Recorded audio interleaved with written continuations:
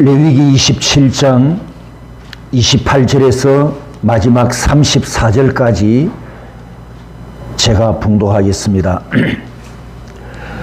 어떤 사람이 자기 소유 중에서 오직 여호와께 온전히 바친 모든 것은 사람이든지 가축이든지 기업의 밭이든지 팔지도 못하고 무르지도 못하나니 바친 것은 다 여호와께 지극히 거룩함이며 온전히 바쳐진 그 사람은 다시 무르지 못하나니 반드시 죽일지니라. 그리고 그 땅의 10분의 1 곧 그 땅의 곡식이나 나무의 열매는 그 10분의 1은 여호와의 것이니 여호와의 성물이라. 또 만일 어떤 사람이 그의 11조를 물으려면 그것에 5분의 1을 더할 것이요 모든 소나 양의 11조는 목자의 지팡이 아래로 통과하는 것의 10번째의 금마다 여호와의 성물이 되리라. 그 우열을 가리거나 바꾸거나 하지 말라.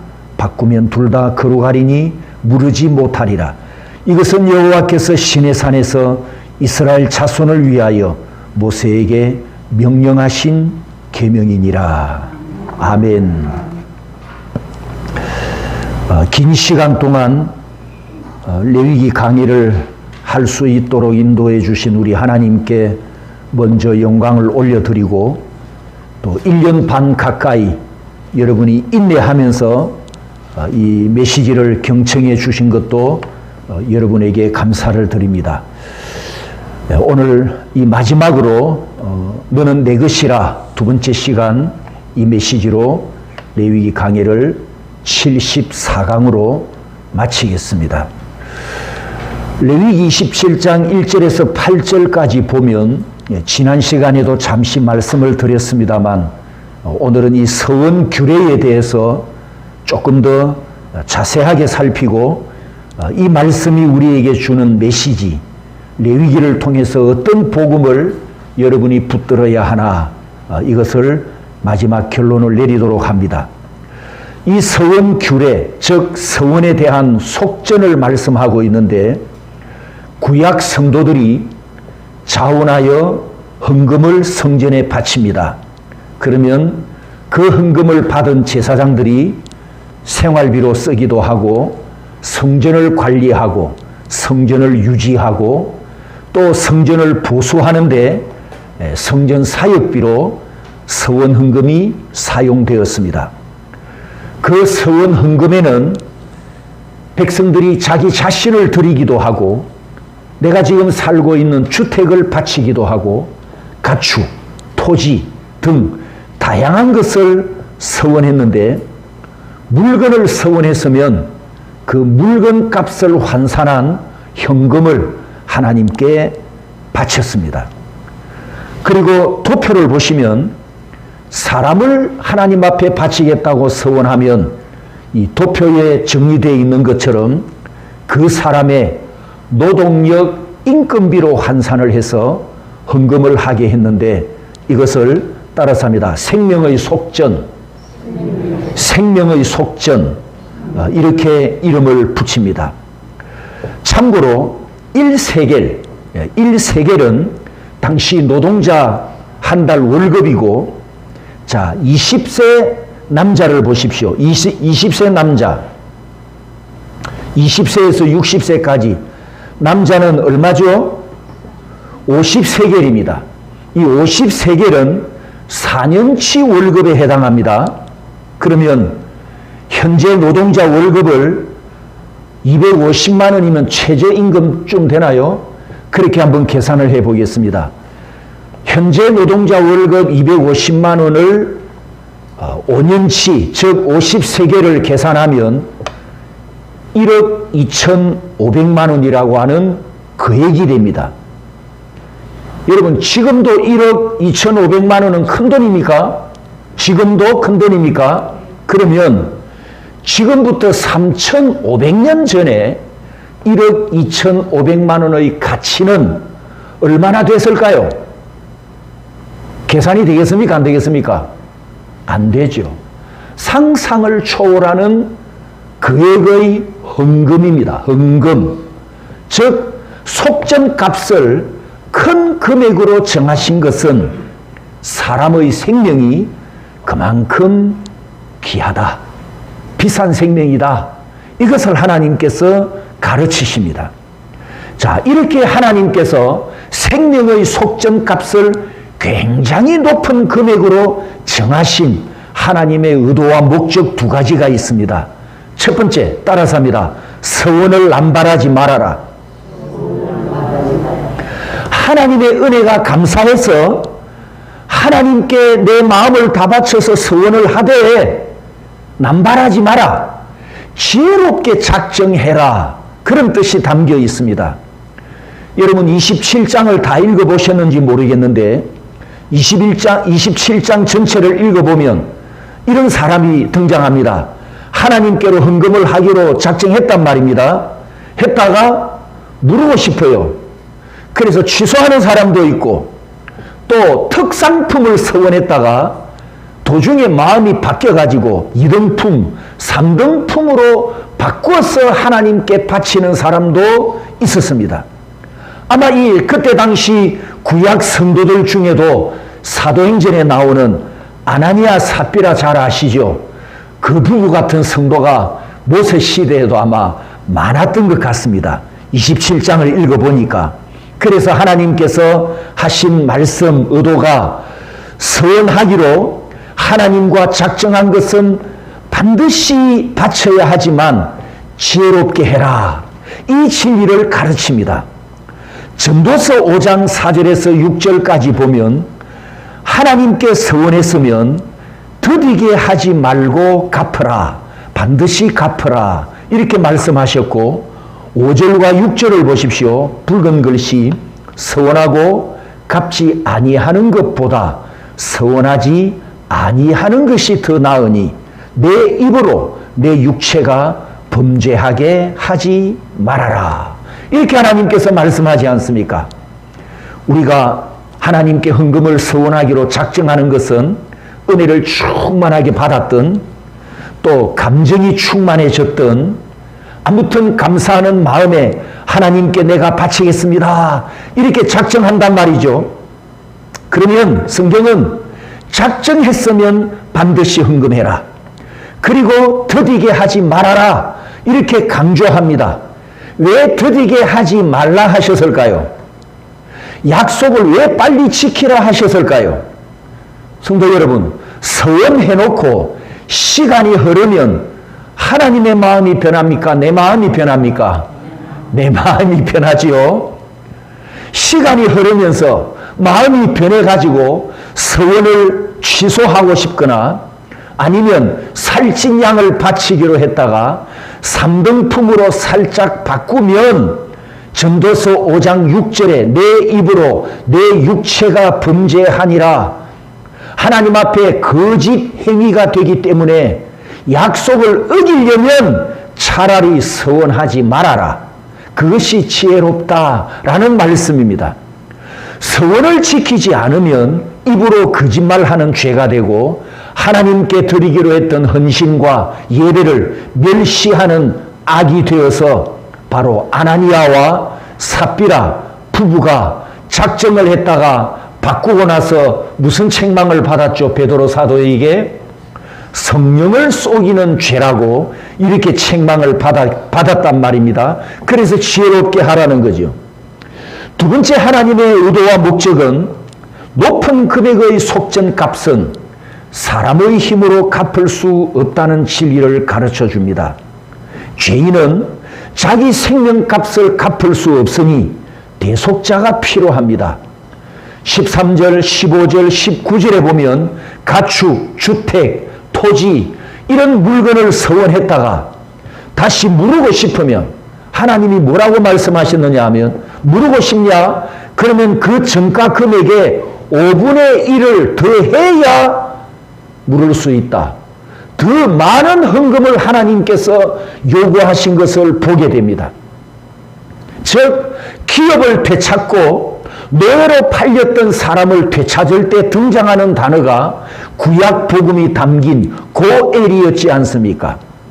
구약 성도들에게 고엘은 먼 훗날 구속자를 예언하는 것인데 그 구속자는 우리 죄를 대속하여 생명을 되찾아 주신 예수 그리스도이십니다.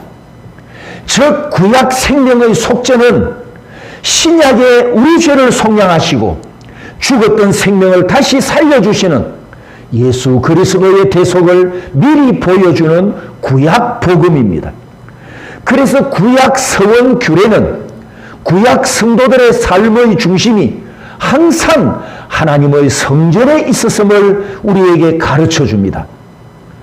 9절과 10절에 보면 사람이 예물로 서원했는데 여호와께 드릴 때는 다 거룩하니 그것을 변경하여 우열간 바꾸지 못할 것이요 라고 했습니다.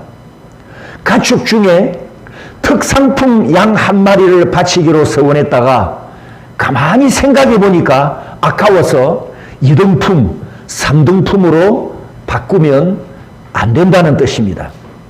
10마리를 헌금하기로 작정했다가 시간이 지나면서 아나니아와 삽비라 부부처럼 7마리로 5마리로 줄여서 헌금해도 안 된다. 작정한 것은 다 거룩하다. 서원한 것은 다 거룩하다. 이렇게 하나님께서 말씀하십니다. 성도 여러분, 우리가 하나님께 헌금을 드릴 때 처음 작정하는 마음이 있습니다. 첫 마음. 그 처음 작정할 때가 성령님께서 주신 첫 감동인데 진실하게 결단하도록 하나님께서 주신 마음을 내가 쉽게 뒤집지 말아야 합니다. 하나님과 한 약속은 형편이 바뀌었어도 시간이 지나도 변하지 않아야 합니다. 그런데 1천만 원 헌금을 작정했다가 생각할 때마다 100만 원씩 깎아 내려집니다. 또 한 번 생각해 보니 1000만 원 작정이 후회되어서 800으로 깎고 또다시 생각해 보니 800만 원은 아무래도 많은 것 같아서 500으로 또 깎아내리고 이게 우리 인간의 본성이잖아요. 그죠? 우리 인간의 본성. 그래서 헌금할 때에도 감정이나 본성을 따르지 말고 성령님이 주시는 감동을 따라야 합니다. 그러므로 서원 작정하는 것을 경솔하게 해서도 안 되지만 서원했으면 반드시 즉시 실천하라. 이것이 하나님의 말씀입니다.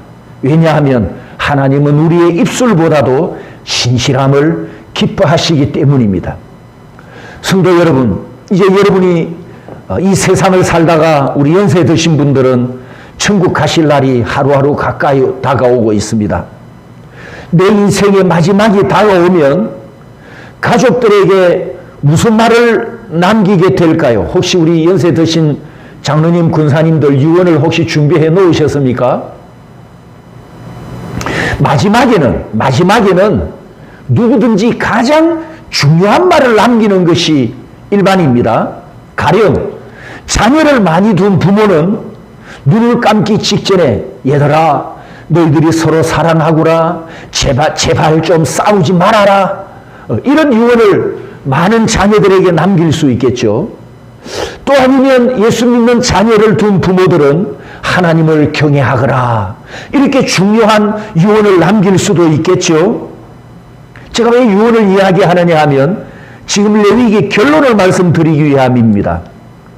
성경 66권 중에 가장 중요한 책이 레위기라고 시작할 때 말씀드렸죠. 왜 중요하다고 했죠? 거룩이라는 단어가 많이 있고 아니야외 나는 만군의 여호와 하나님이니라 하나님의 사인이 가장 많이 기록된 책이 레위기이기 때문에 66권 중에 가장 중요한 책이라고 했습니다. 그렇다면 하나님께서 이 성경 66권 중에서 가장 중요한 책 마지막 유언과 같은 마지막 결론이 무엇이냐? 따라서 합니다. 너는 내 것이니라. 너는 내 것이니라. 이 말씀을 하시면서 서원을 통해 우리의 마음을 원하시고 심장을 원하시고 내 전부를 원하시는 아버지의 마음을 알게 합니다. 하지만 에덴 동산에서부터 선악과를 탐했던 조상 유전자를 받은 우리는 여전히 내 것, 내 것을 주장하고 지난 시간에 우리가 보았던 다윗의 고백처럼 모든 것이 주의 것입니다. 이렇게 고백하지 못합니다. 사람은 누구나 가장 사랑하는 것에 많은 시간을 쓰고 가장 많은 돈을 쓰고 가장 많은 생각을 합니다. 그렇다면 내가 하나님께 가장 좋은 것을 드리지 못하는 이유는 하나님의 존재가 내게는 아직도 소중하지 않기 때문입니다. 내 건강, 내 시간, 내 물질, 내 마음, 내 인생, 내 것, 어느 만큼, 이 내 것을 어느 만큼 우리가 하나님께 내어 드려야 합니까?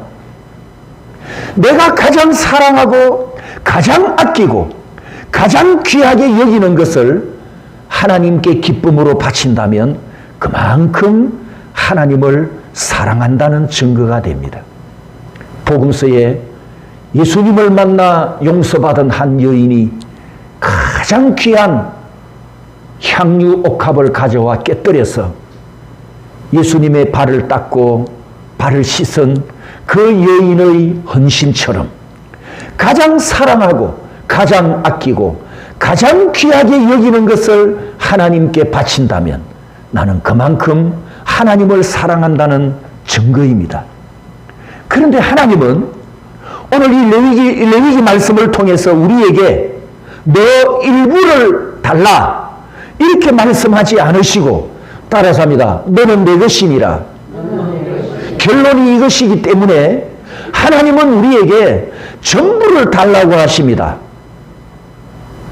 사실 이 서원규례, 내가 갖고 있는 재산 중에서 집을 바치겠습니다. 좋은 양 한 마리를 바치겠습니다. 100마리의 양이 있는데 11조에 해당하는 10마리를 바치겠습니다. 서원규례는 이렇게 돼 있지만 하나님께서 이 서원을 우리에게 말씀하신 하나님의 의도와 목적은 너는 내 것이다. 너의 전부를 내놓아라. 이걸 하나님께서 우리에게 요구하셨단 말이죠. 왜? 왜냐하면 하나님은 나를 위해서 독생자 전부를 보내주셨기 때문입니다. 하나밖에 없는 외아들을 전부 내어주셨습니다. 그 생명을 다 주셨습니다. 그리고 구원받은 나를 자신의 것이라고 소유권을 주장하시는데 나는 하나님께 반박할 말이 없습니다. 십자가는 하나님께서 너는 내 것이다 라고 선언하기 위해 값을 치른 사랑의 증거, 십자가와 보혈은 내가 너를 샀다 라고 하는 영수증, 영원한 증표이기 때문에 이 십자가의 보혈 앞에서 하나님께서 너는 내 것이라고 소유권을 주장하실 때 나는 당신 것이 아닙니다. 나는 하나님의 것이 아닙니다. 라고 반박할 수 없다는 거죠. 레위 27장에 길게 기록된 서원 규례를 보면 남자는 얼마이고 여자는 얼마이고 아이는 얼마이고 어른은 얼마이고 아까 생명의 속전값을 도표로 보았지 않습니까? 또 주택값은 얼마, 가축값은 얼마 이렇게 다양한 규례를 설명해 놓았습니다. 제가 비유를 하나 들어보겠습니다. 경제적으로 여유롭지 못한 가정이 있는데 아내가 퇴근하는 남편에게 직장에서 하루 종일 일하고 피곤에 지쳐있는 이 남편에게 아내가 이렇게 대화를 시작합니다. 여보, 우리 집에 먹을 쌀이 아직도 3일치나 남아있어요. 그 말 뜻을 아시겠죠? 아이 등록금 납부할 날이 며칠 안 남았네. 오늘이 24일이니까 가스비와 전기 사용료 청구서가 내일 날아오겠는데 라고 아내는 애둘러서 이야기를 합니다. 그런데 이 아내가 남편에게 애둘러서 이야기하는 속마음, 아내의 속마음은 뭡니까? 딱 한마디로 하면 뭡니까? 돈 내놔라는 거잖아. 돈 내놔라. 그죠? 그게 속마음이라. 돈 내놔. 돈 내놔. 이 한마디만 하면 다 통하고 해결될 건데 애둘러서 지금 표현했단 말이죠. 레위기 27장이 지금 그런 의미입니다. 여러 종류의 서원 규례를 하나님께서 말씀하신 것은 결론이 한마디, 뭐라고요? 너는 내 것이다. 아, 내가 하나님께 얼마의 헌금을 드려야 하나? 오늘 본문을 보고 이렇게 오해하면 안 된단 말이죠. 하나님의 말씀에 내가 얼마의 헌금을 드려야 하나? 이런 요구가 아니라 하나님께서 하시는 말씀이 내가 너를 샀다. 이 한마디, 너는 내 것이다. 이 한마디에 모든 것이 다 들어있습니다. 너는 내 것이다라는 이 한마디에 나는 얼마짜리인가? 아까 나이에 따라서 성별에 따라서 값이 각각 달랐지만 그렇다면 나는 얼마짜리인가? 이 액수는 아무 의미가 없다라는 겁니다. 내가 지금까지 하나님을 경외해 왔지만 이 말씀을 보면서 내가 내 것인 줄 알고 내 것으로 드리고 남는 것으로 드리고 인색하게 드리고 자원하는 마음 없이 억지로 드리고 감사하는 마음 없이 마지못해 예배 드린 것도 하나님 앞에 회개해야 합니다. 헌신하고 난 후에 지난 시간에도 말씀을 드렸지만 인정을 받으려고 하고 사람에게 자기 이름을 드러내고 자랑하려고 했던 것도 하나님 앞에서는 회개해야 합니다. 마태복음 6장 2절에 보면 바리새인들의 행위를 책망하십니다. 구제할 때에 외식하는 자가 사람에게서 영광을 받으려고, 그 다음에 끝에 이렇게 말합니다. 이런 말씀합니다. 따라서 볼까요? 그들은 자기 상을 이미 받았다. 이미 받았다. 5절의 기도도 마찬가지입니다. 외식하는 사람들은 기도할 때에 사람들에게 나 이렇게 기도합니다 라고 보여준단 말이죠. 예수님이 말씀하셨어요. 그들은 자기 상을 이미 받았다. 이 아페코라는 뜻은 전부 받았다, 마땅히 받을 것을 받았다라는 뜻이어서 사람에게 인정받고 사람에게 칭찬받기 위해 구제했거나 기도한 사람은 이미 아페코, 사람에게서 다 받아버렸으니 하나님의 손에서 받을 복이 없느니라, 이 말씀이잖아요. 지금 사람한테 인정받고 싶어? 그럼 그게 네 상이야. 사람한테 칭찬받고 싶어? 박수를 받고 싶어?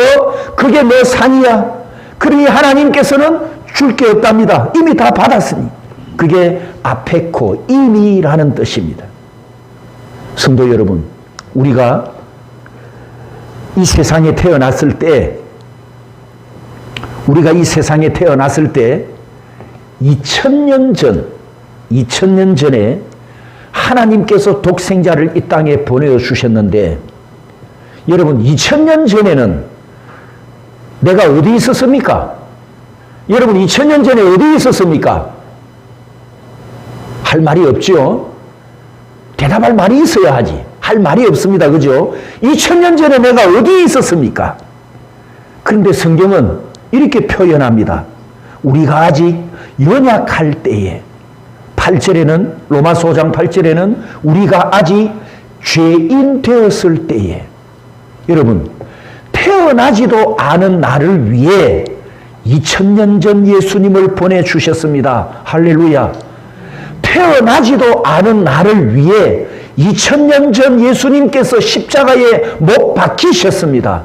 태어나지도 않은 나를 하나님께서 이렇게 사랑하셨답니다. 세상에 이런 사랑이 어디 있습니까? 그러면 내가 태어나고 난 후에는 하나님을 알고 경외했었습니까? 하나님을 몰랐던 원수였습니다. 우리가 아직 연약할 때에, 우리가 아직 죄인 되었을 때에 그런 나를 하나님께서 택하셨고 구원하여 자녀로 삼아 주셨는데, 세상을 사랑하기 때문에 낙심이 날 때, 힘들었을 때 포기하고 도망가려는 이런 마음을 먹을 때도 있었잖아요. 갈릴리 바다로 도망간 베드로를 끝까지 따라가신 것처럼 도망가는 내게도 끝까지 따라오셔서 내가 나를 사랑하느냐 3번 물으시며 사랑을 회복시켜 주신 주님의 은혜와 사랑 때문에 오늘 내가 여기까지 왔습니다. 할렐루야. 하나님께서 레위기에 예배와 제사와 절기를 말씀한 후에 이 레위기 결론이 30절에서 33절까지 말씀인데 그 주제가 11조입니다. 11조. 즉 예배와 제사와 절기를 말씀한 후에 내린 결론은 11조였다는 겁니다. 그때 당시 3500년 전에 농경사회에서 10분의 1을 하나님께 드리는 것은 여유있게 남은 것을 드리는 것이 아니고 생존에 필요한 물질을 하나님께 헌신하는 것이어서 감사함으로 희생하고 감사함으로 헌신할 마음이 없으면 10일 헌금을 드리는 것이 쉽지 않았습니다.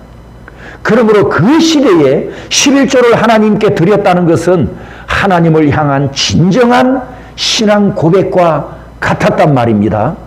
자, 이렇게 비유해 볼 수 있겠죠.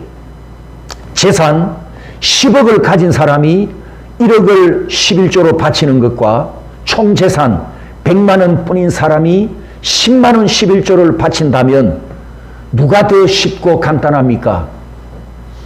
작은 금액 10만 원 바치는 게 쉽겠습니까? 더 큰 금액 1억을 바치는 게 쉽겠습니까? 어느 게 쉬울까요? 누가복음 21장에 보면 예수님께서 이렇게 말씀하십니다. 가난한 과부가 두렙돈 넣는 것을 보시고, 이 두렙돈이 우리 돈으로 한 1,500원 정도 아마 될 거로 지금 추측이 됩니다. 정확한 건 지금 기억이 안 나는데, 아무튼 아주 작은, 지독하게 가난한 사람의 가장 작은 헌금 액수입니다. 이렇게 헌금 넣는 것을 보시고 예수님께서 부자가 풍족한 중에 헌금을 넣은 것보다 더 많이 넣었다라고 말씀하시면서 해석하셨잖아요. 4절 끝에 생활비 전부를 넣었느니라. 1억 원을 11조 내는 사람은 9억이 아직 남아있으니까 여유로운 마음을 가질 수가 있어요. 그러나 100만 원에서 10만 원을 11조 하는 사람은 남은 게 90만 원밖에 없기 때문에 자기 전 재산, 곧 생활비를 잘라서 드려야 하기 때문에 진심으로 감사하는 마음이 아니면 헌신하기가 어렵다라는 이야기입니다. 그래서 적은 금액을 바친 생활비 전부에서 헌금한 사람을 오히려 예수님께서 더 크다, 더 많은 헌금을 했다 이렇게 칭찬하셨습니다. 그렇다고 뭐 부자는 헌금하지 마라, 부자 헌금은 하나님이 싫어하신다 그런 뜻은 아닙니다. 그래서 11조 헌금의 의미는 내가 가진 모든 것은 원천적으로 하나님의 것임을 표현하는 신앙 고백입니다. 사람들이 11조를 오해하고 있는데요. 이렇게 오해합니다. 헬라 사고의 영향을 받은 우리는 쪼개는 것에 익숙하다 그랬죠. 그래서 11조 헌금에서도 1과 9로 쪼갭니다. 1과 9로 쪼개어가지고 1은 누구 것이라고 하죠? 하나님의 것. 나머지 9는 누구 겁니까? 내 거잖아요. 이렇게 헬라 사고로 우리는 쪼개어서 11조 개념을 갖고 있습니다. 그런데 성경 사고는 쪼개기 사고가 아니고 통전, 통섭, 통합 사고이기 때문에 이 11조의 의미도 1과 10이 통으로 하나이고 그 하나가 그 중에 1이 나머지 10, 9, 10 전체를 대표하여 모두 하나님의 것입니다. 이렇게 믿음으로 고백하는 감사 헌금이란 말이죠. 내가 노동하여 수익을 거두었고 내 수익의 10분의 1을 하나님께 바친다라고 오해합니다. 아닙니다. 10개 전부가 하나님의 것인데 9개를 내가 사용하도록 복을 주신 것이 11조 개념입니다. 전부 하나님의 것입니다. 다시 말씀드립니다. 10개 전부가 하나님의 것인데 9개를 내가 사용하도록 복을 주신 것이 11조 개념입니다. 전부 하나님의 것인데 10분의 1을 본래 주인인 하나님께 되돌려 드리는 것이고, 나머지 9개는 내가 사용하라고 주신 복의 선물입니다. 다시 말씀드립니다. 하나님께서 가난해서 11조 가져와 요구하지 않았습니다. 하나님은 우리에게 감사의 고백을 요구하셨습니다. 하나님을 전적으로 사랑하는지 마음을 알기를 원하셨습니다. 주권이 하나님께 있음을 인정하고 고백하고 내 인생 전부를 몽땅 맡길 수 있는지 하나님은 이 11조로 시금석으로 삼으셨습니다. 내가 믿음이 있는지 없는지, 감사하는지 안 하는지, 하나님의 소유로 사는지 안 사는지, 이 11조를 가지고 하나님께서 나를 판단하신다는 겁니다.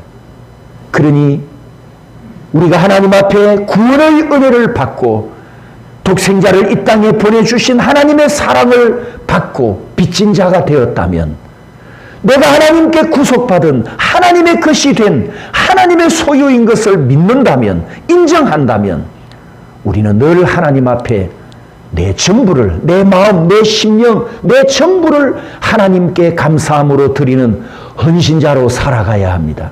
예배자로 살아가야 합니다. 이제 마지막 결론입니다. 레위기에서 5대 제사와 7대 절기가 우리에게 가르치는 복음은 내가 하나님께 예배를 어떻게 드릴 것인가, 이것보다도 더 앞서는 것은 나를 대신하여 주님께서 하나님께 드리신 바 되었다는 복음입니다. 하나님의 어린 양으로 오신 주님께서 대속 제물이 되심으로 나 자신을 감사함으로 드리는 예배자가 되었습니다. 그러므로 성도 여러분, 신앙생활은 의무가 아닙니다. 의무가 아닙니다. 자원함과 감사입니다. 예배는 의무가 아닙니다. 자원함과 감사함으로 드리는 산 제물입니다. 레위기에서 배운 5대 제사와 7대 절기를 통해 큰 대제사장, 나를 위해 살아계시는 영원한 대제사장이신 예수 그리스도를 우리가 다 만났습니다. 27장 되는 레위기를 1년 반 동안 74번이나 메시지를 선포했지만, 여러분은 딱 한 가지만 기억하고 붙들면 됩니다. 레위기는 제사로 시작하여 헌신으로 끝나게 하는 책이다. 죄사함을 받은 사람은 결국 자신을 하나님께 산제물로 드리는 예배자로 살아갑니다. 죄에서 구원받은 성도는 평생 자신을 하나님께 다 내어드리는 헌신자로 살아갑니다. 그 삶을 가능하게 하신 분이 바로 레위기에서 만난 예수 그리스도이십니다. 할렐루야. 이분만 기억하시면 됩니다, 여러분. 레위기 메시지를 74번 들었지만 결국 하나님께서 나에게 주시는 메시지는 단 한 문장 따라서 합니다. 너는 내 것이다. 너는 내 것이다. 그러므로 이 말씀에 우리는 평생 하나님께 뭐라고 대답을 해야 되겠습니까? 다윗의 고백처럼 따라서 합니다. 주님, 저는 주님의 것입니다. 저는 주님의 것입니다. 항상 이 고백을 하며 예배자로 살아가는 저와 여러분들이 되시기를 주님의 이름으로 축복합니다.